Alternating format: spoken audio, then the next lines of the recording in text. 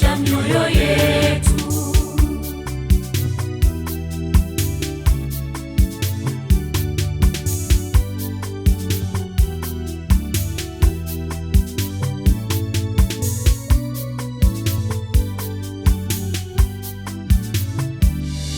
Yesu ametuandalia meza ya upendo na ukarimu, atualika tujenge sote tupate uzima milele. Umungu wake umefichwa katika Ekaristi Takatifu, yanayofichika machoni kwa imani yote hudhihirishwa.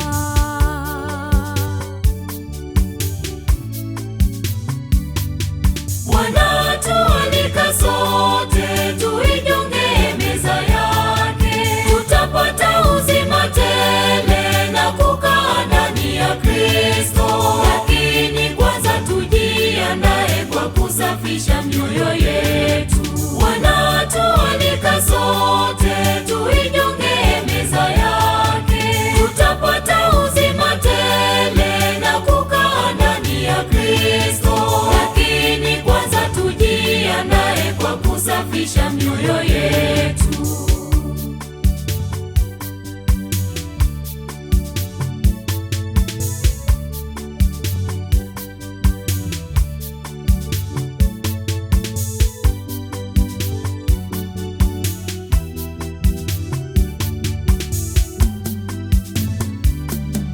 Tunapoijongea meza yake tuyache makando kando, tuungame makosa yetu ili yakae mioyoni mwetu.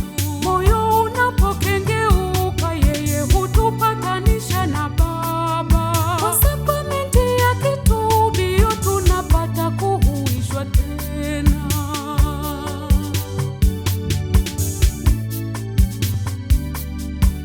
Wanatualika sote tuijonge meza yake, tutapata uzima tele na kukaa ndani ya Kristo. Lakini kwanza tujiandae kwa kusafisha mioyo yetu. Wanatualika sote tuijonge meza yake, tutapata uzima tele na kukaa ndani ya Kristo. Lakini kwanza tujiandae kwa kusafisha mioyo yetu.